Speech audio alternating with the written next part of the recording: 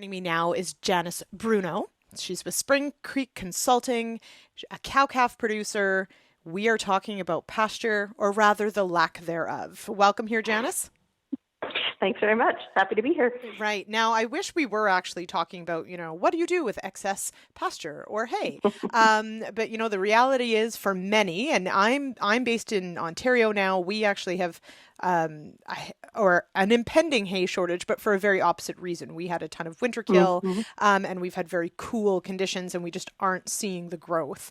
Of course, Western Canada under an incredible drought for some areas, and for some, this is, year over year of dry conditions. So let's Yeah. talk about what options, if any, ranchers have in sort of rejuvenating some of these pastures.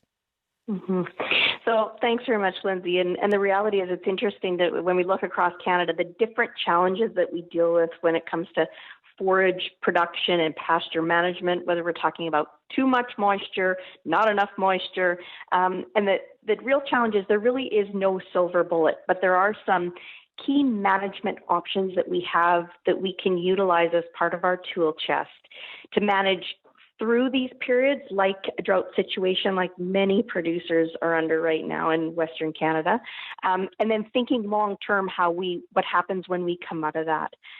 I think the key thing, and this will sound like, well, that's fine advice, but it doesn't help me today. But the key is thinking about your management long term. And so knowing that we deal with weather conditions that are challenging is having a management plan in place that factors in the realities of too much moisture, not enough moisture, and all kinds of issues that go along with that. So having a grazing plan in place that allows for pastures to be healthy and productive means they need time to rest, right? And if pastures are productive and have been rested, when we deal with drought conditions like many of us are right now, those pastures will handle that stress much better. They will also rebound much quicker. So we've seen some moisture now over the last few days. It's still not enough, but the ability of pastures to recover will be dependent upon how they came into a drought situation. Okay, so that's one of the key parts, right? Is that, if your pasture was completely dormant because it hadn't seen rain for how long, Yes. getting that little bit of water, that's great, but Yeah. those are plants that they're gonna have to break dormancy, they're gonna have to start to Yes. regrow. And so exactly that. So depending on what state they were going into that dormancy is really gonna depend Yes. on how they bounce out, kind of idea. Absolutely. The condition and, like say, the productivity and the health of the plant determines how it then rebounds. And the challenge is going to be, we see some moisture. When we get some heat, things are going to start to grow, but we can't be too hasty. Now, I know that sounds very easy to say if you're sitting behind a desk, because as things start to grow, the reality is many producers are dealing with such limited production, they've got to jump on whatever forage growth they do end up getting. And I understand the realities of that. But as much as possible, don't forget that as plants start to grow, we cannot overutilize them, right? In the long term, think about still graze those plants, but remove animals, use rotation as much as you can so that the plants can rest and still recover because they have been stressed. And so for the long term, when you go back into a grazing cycle now, make sure you're paying attention to those proper management basics around graze, allow the animals to defoliate the plants, but then if you can, remove animals from that, move them on to the next pasture so that there's time for rest and recovery. And so I think that's one of those things, a lot of people ask, well, how long do I rest it for? And realistically, it's not about calendar days or weeks. It's about what that plant looks like when you go back to it. So maybe walk me through that a little bit. Again, always in the context of we completely understand that there are farmers or ranchers that have already, sold livestock this early in the season because they know they don't have enough, or they're already anticipating a major shortage for putting up winter feed. We know that in certain situations it is incredibly, there just isn't any forage there. But for those who maybe got that bit of moisture or are in a bit of a dry cycle but not a drought, what should that plant look like before I put those cattle back in? Yeah. So, and very good points. Because the reality is there's a lot of moving parts here. So it depends on your weather condition. It we can't nail it down to a certain number of days or hours or calendar marks on the wall, sort of a thing. And it also depends on the different types of forage species we're talking about, right?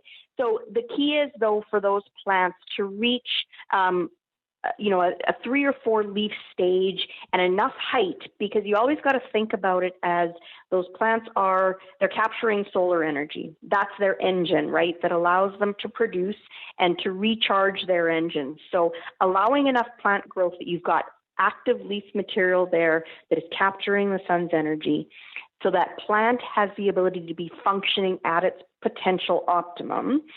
That is probably the easiest way to put a picture in your mind of, if you've got a healthy plant with, enough leaf material that it's had some time to rest, that's your key. That's about the easiest way to sort of look at it in a very simplified manner. All right. So, sitting down, obviously planning some grazing, maybe extending some pastures, maybe where you don't usually go. We can get creative on these sorts of things. Does fertilizer come into to play here?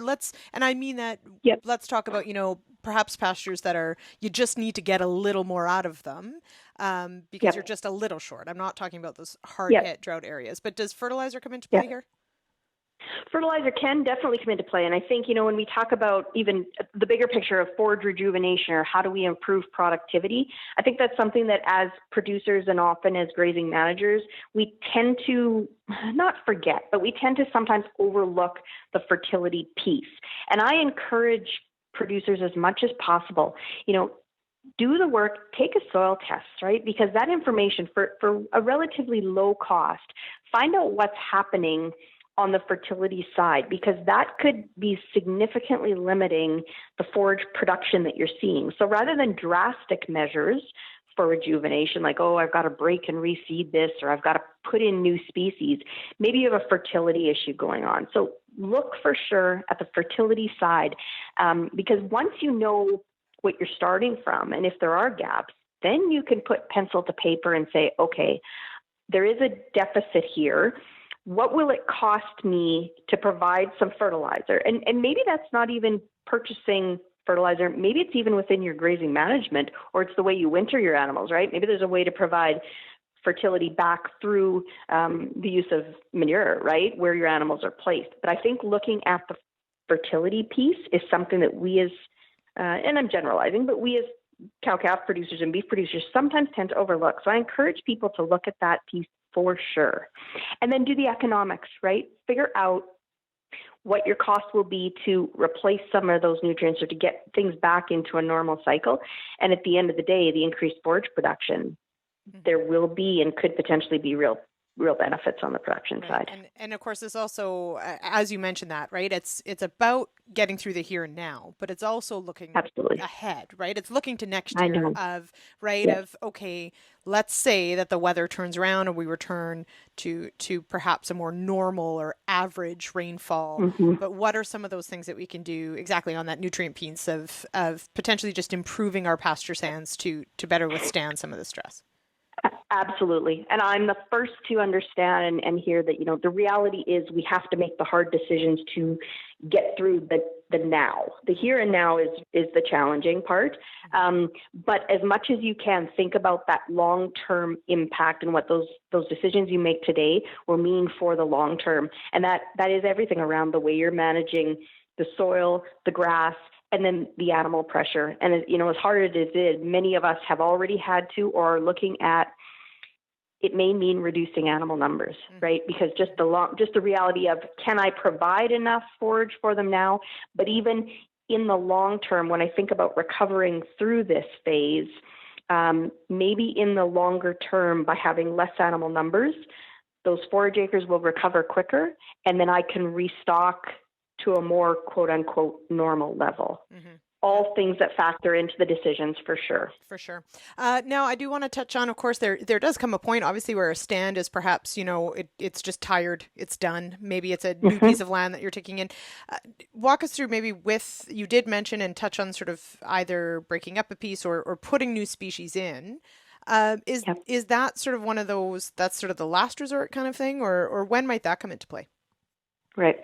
And it does definitely come into play in some scenarios.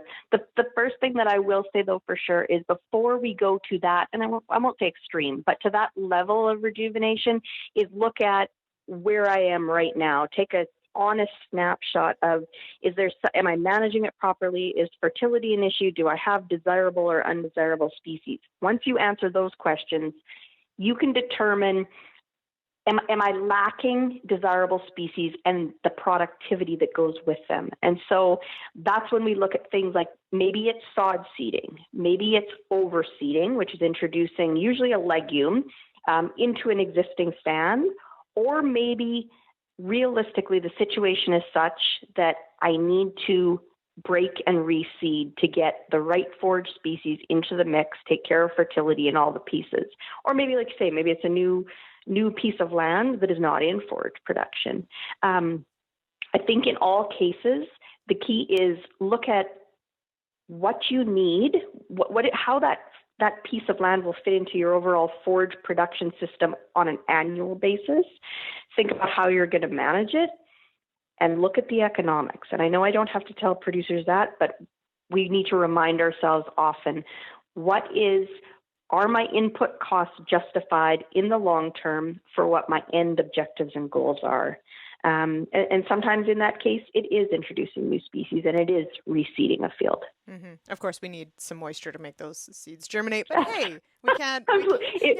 Yeah, if you look at the information that we're all putting out, right, the top of the page is, all of this depends on moisture, exactly. And unfortunately, that's out of our control. Right, exactly. Now, but personally, I farm in Ontario. We have sheep, and we had significant winter kill, and we did go over and overseed those completely killed out areas. It's going to make for some very stagey fields, but we got the rain, and in fact, probably too much.